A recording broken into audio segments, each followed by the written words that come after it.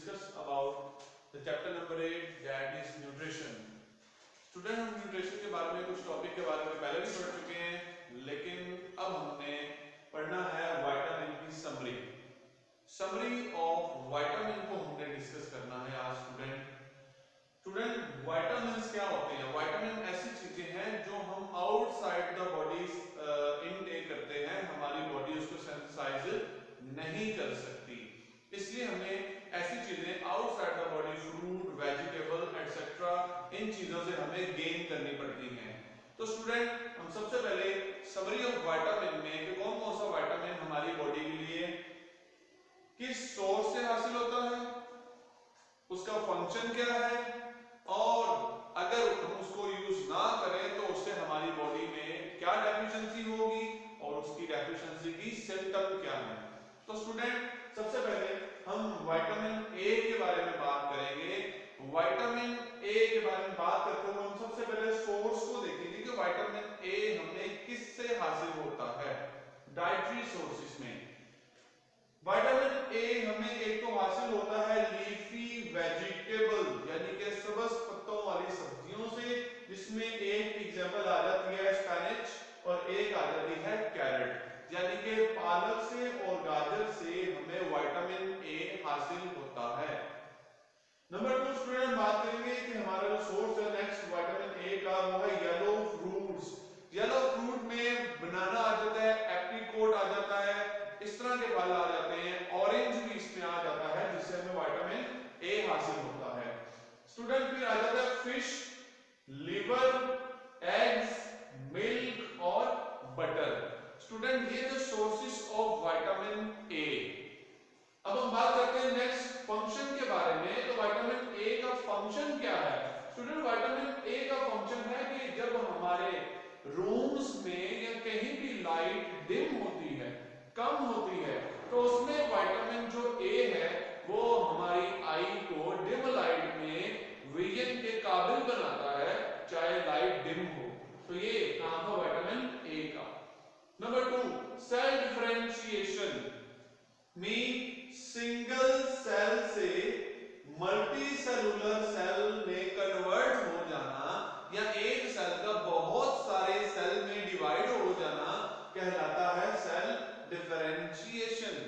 Again student, एक cell से बहुत सारे सेल बन जाना सेल डिफरेंशिएशन कहलाता है। उसके बाद विटामिन ए ग्रोथ में और इम्यूनिटी में रोल प्ले करता है। इम्यूनिटी क्या है?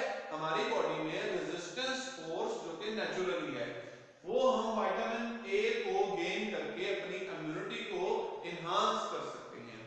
नेक्स्ट स्टूडेंट, हम बात करेंगे कि जब हम विटामिन ए को इनटेक नहीं करते तो हमें क्या क्या डेफिशिएंसी होती है और उसकी क्या सिम्टम है। तो स्टूडेंट, सबसे पहले विटामिन ए की डेफिशिएंसी की वजह से हमारी बॉडी की जो ग्रोथ है वो पुअर होती है, यानी कि इतनी अच्छी ग्रोथ नहीं होती।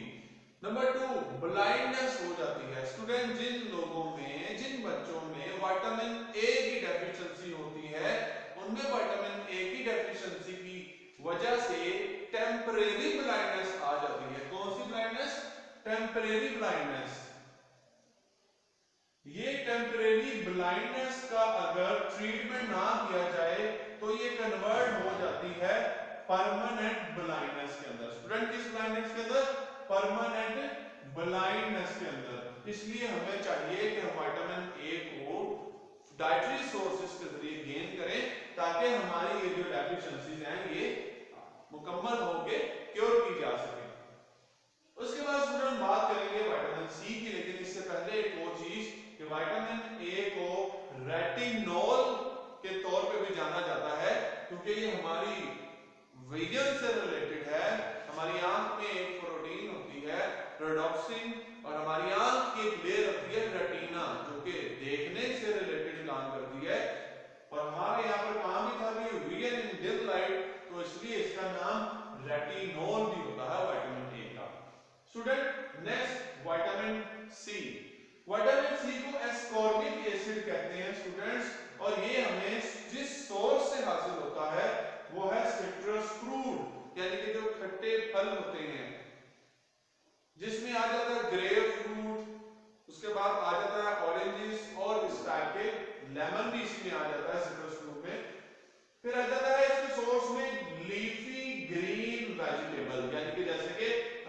डिस्कस कर रहे थे, स्पिनच और कैरेट। और इसमें आ जाता है बीफ लिवर यानी कि गाय की कलेजी, यानी कि गाय की कलेजी खाने से भी हमें विटामिन सी मिल सकता है। उसके बाद आ जाता है विटामिन सी के फंक्शन क्या है। स्टूडेंट विटामिन सी में सबसे पहले आ जाता है collagen formation. Student collagen formation क्या होती है? हमारी बॉडी में फाइबर्स होते हैं, उस फाइबर का पॉलीपेप्टाइड, स्टूडेंट मैं एक टर्म बोलने लगा हूं पॉलीपेप्टाइड। स्टूडेंट बहुत सारे अमाइनो एसिड आपस में मिलकर एक लॉन्ग चेन बना लेते हैं, उस लॉन्ग चेन की वजह से पॉलीपेप्टाइड बनता है और हमारे तकरीबन तमाम टिश्यूज में ये लॉन्ग चेन ऑफ पॉलीपेप्टाइड होती है जो कि कोलेजन कहलाती है और वहां पर कोलेजन फॉर्मेशन में रोल प्ले होता है बाय विटामिन सी। उसके बाद student vitamin C role play करता है in wound healing. Wound healing कहते हैं जख्म का भर जाना। जब हमें चोट कट ब्रशेस लगते हैं तो वाउंड हीलिंग हो जाती है। कुछ लोगों के वाउंड हीलिंग प्रॉपर नहीं होती क्योंकि उनमें विटामिन सी की डेफिशिएंसी होती है। विटामिन सी को अगर हम यूज करें तो वाउंड हीलिंग को भी बेहतर किया जा सकता है क्योंकि विटामिन सी का फंक्शन है। उसके बाद vitamin C functioning of immune system में भी रोल प्ले करता है, यानी कि अगर हम विटामिन सी को इनडायरेक्टली सोर्सेज से गेन करें तो हमारी बॉडी का immune system, natural defensive force वो भी बेहतर हो सकती है। स्टूडेंट हम बात करेंगे डेफिशिएंसी की कि अगर हम विटामिन सी को यूज ना करें तो हमारी बॉडी में एक डिजीज हो जाती है, इसका नाम है स्क्रवी। स्क्रवी एक ऐसी डिजीज है जिसमें हमें थकावट फील होती है यानी कि फैटीग फील होती है और स्टूडेंट इसमें हमारा जो पुअर बाउंड हीलिंग होती है, क्या होती है? Poor bound healing.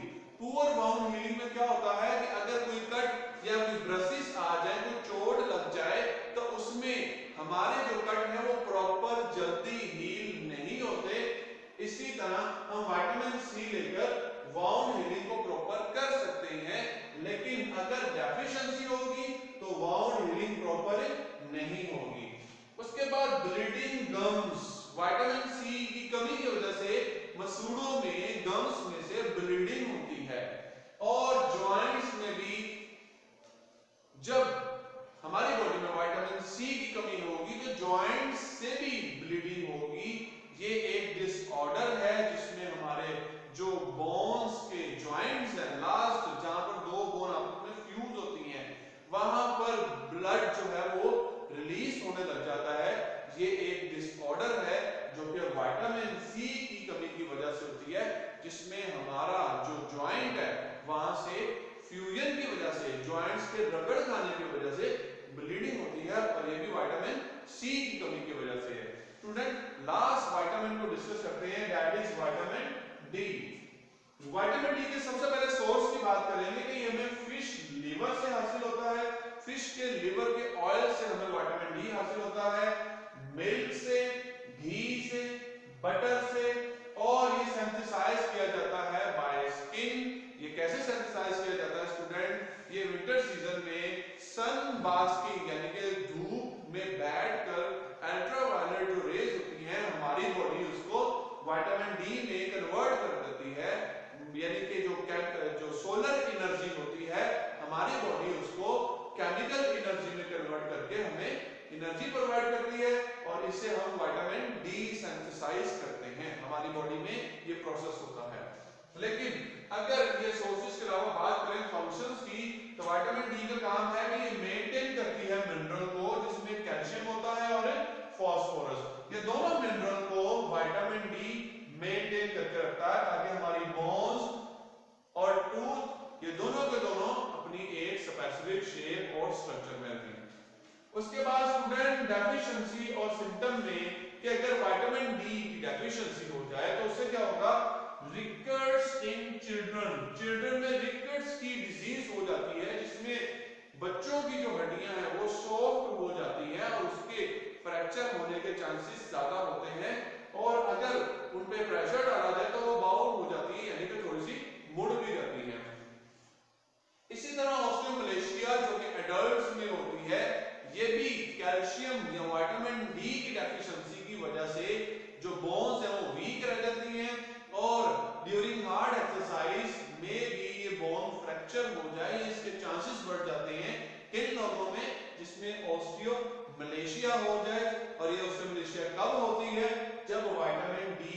डेफिशिएंसी हो जाए। ये था स्टूडेंट हमारा आज का टॉपिक, जिसमें हमने विटामिन की समरी देखी थी कि vitamin A, vitamin C, vitamin D की डेफिशिएंसी की वजह से कौन कौन सी डिजीज हो सकती है, उसके सिम्टम क्या हैं, और जो जो विटामिन है उनका अपनी जगह पर फंक्शन क्या है, और उनके सोर्सेज क्या हैं, किन किन डाइटरी सोर्सेज से हम इनको गेन कर सकते हैं। This is today a topic of vitamin summary. I hope student आपने अच्छे तरीके से अंडरस्टैंड कर लिया होगा। ठीक है स्टूडेंट्स, अल्लाह हाफिज।